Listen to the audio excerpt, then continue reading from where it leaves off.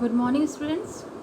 Today we are going to start new unit of engineering physics, laser and optical fiber.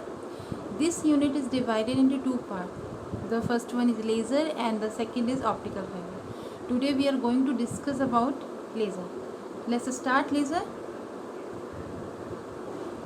Laser is the acronym of light amplification by stimulated emission of radiation.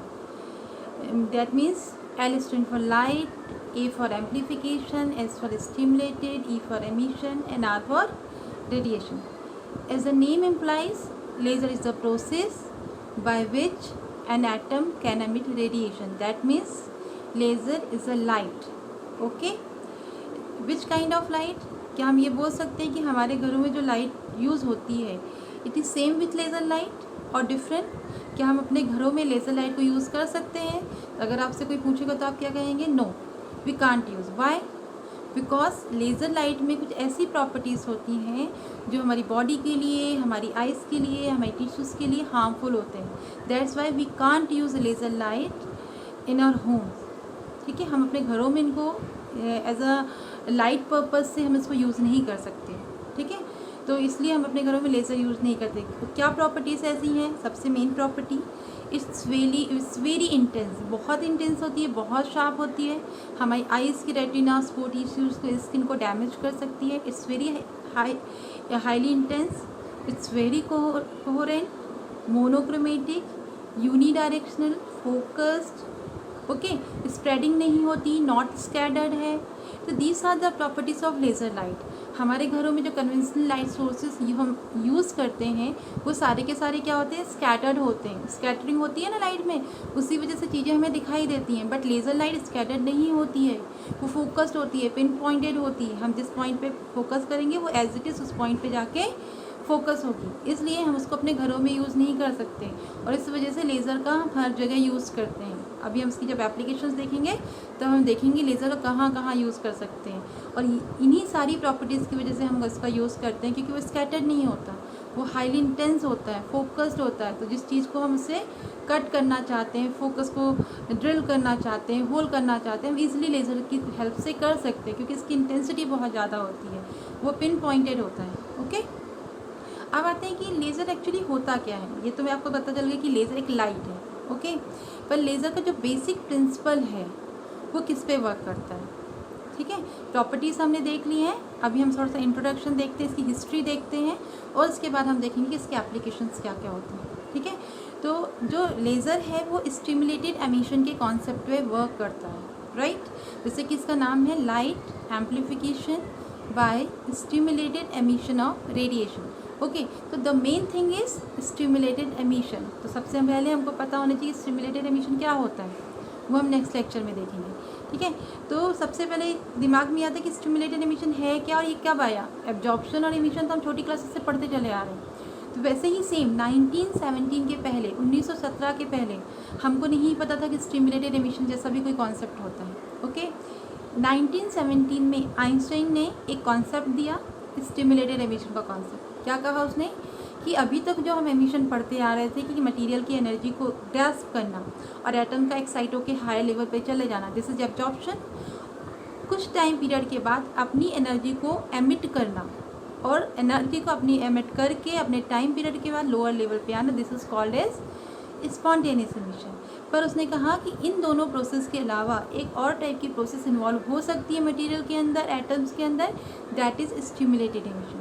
Stimulated मतलब stimulate करना, किसी को force करना, excite करके जो emission कराया जाता है उसको स्टिमुलेटेड बोलते हैं.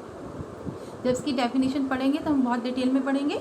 अभी हम इसकी हिस्ट्री में सिर्फ इतना ही देख लेते हैं कि स्टिमुलेटेड एमिशन का कॉन्सेप्ट नया था जो कि 1917 में आइंस्टीन ने हमारे बीच लेकर आए. ठीक है, इसी कॉन्सेप्ट को लेकर 1917 के बाद टाउनसेन सैलो नाम के कुछ साइंटिस्ट थे, उन लोगों ने मिलकर इस पर वर्क किया और उनने एक डिवाइस बनाई, MASER, मेज़र. मेज़र मतलब microwave amplification by stimulated emission of radiation. ये स्टिमुलेटेड एमिशन के कॉन्सेप्ट पे बेस्ड आपकी पहली डिवाइस थी जो कि टाउनसेन सैलो नाम के कुछ साइंटिस्ट और उनके कोवर्कर्स ने मिलकर बनाई थी. पर इसमें जो रेडिएशंस का एमिशन होता था वो विजिबल ना होके आपका माइक्रोवेव होता था, तभी उसका नाम क्या रखा गया, MASER, microwave amplification by stimulated emission of radiation.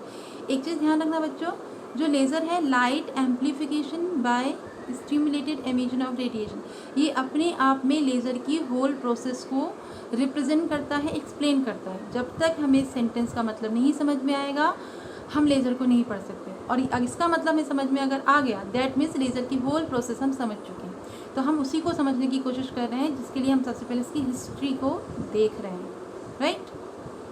तो सबसे पहले 1917 में आइंस्टाइन ने क्या दिया हमको, स्टिमुलेटेड एमिशन को कॉन्सेप्ट दिया। फिर उसी कॉन्सेप्ट को लेके कुछ साइंटिस्ट ने आपकी एक डिवाइस बनाई जिसका नाम रखा maser, microwave amplification by stimulated emission of radiation. और फिर इसी मेजर का एक्सटेंडेड फॉर्म है जो कि 1960 में TH म्यामन एक साइंटिस्ट थे, उनने 1960 में सबसे पहला लेज़र बनाया जिसका नाम उन्होंने क्या रखा, रूबी लेज़र, राइट। तो ruby laser was the first laser invented by TH Maiman, right.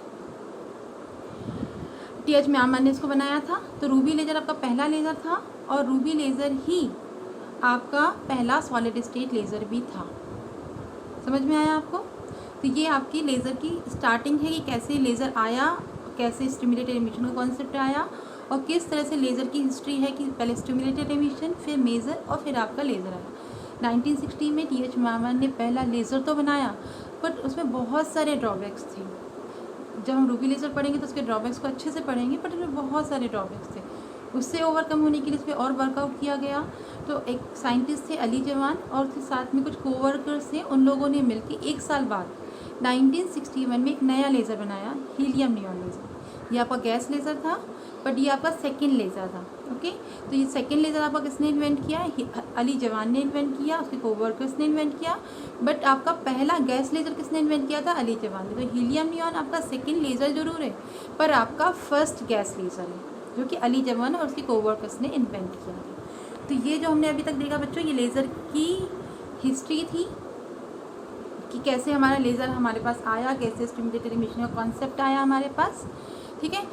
तो ये हमने लेज़र की हिस्ट्री देख ली। अब जो मैंने आपको बताया कि लेज़र का जो फुल फॉर्म है light amplification by stimulated emission of radiation, कैसे वर्क करता है, और ये इसका नाम क्यों पड़ा LACR, लेज़र क्यों पढ़ा, तो इसके लिए हमें इसकी प्रोसेस को डीप में जाके पढ़ना पड़ेगा, ठीक है। तो सबसे पहले हम इसकी प्रोसेस देखते हैं। इसमें 3 टाइप्स की प्रोसेस इन्वॉल्व होती है। The first one is absorption, आपको दिखाई दे रहा होगा। सबसे पहली प्रोसेस आपकी कौन सी है, एब्जॉर्प्शन। सेकेंड है आपकी स्पॉन्टेनियस एमिशन, और थर्ड है आपकी स्टिमुलेटेड एमिशन, ठीक है। इन तीनों को डिटेल में हम पढ़ेंगे हमारी नेक्स्ट क्लास में। अभी के लिए आप लोग इंट्रोडक्शन जो हिस्ट्री पढ़ाई है आपको वो अच्छे से पढ़ लीजिए। नेक्स्ट क्लास में हम इसकी प्रोसेस और इसकी एप्लीकेशंस पढ़ेंगे, ठीक है बच्चों। आज के लिए इतना ही है, नेक्स्ट क्लास में हम इसको आगे कंटिन्यू करेंगे।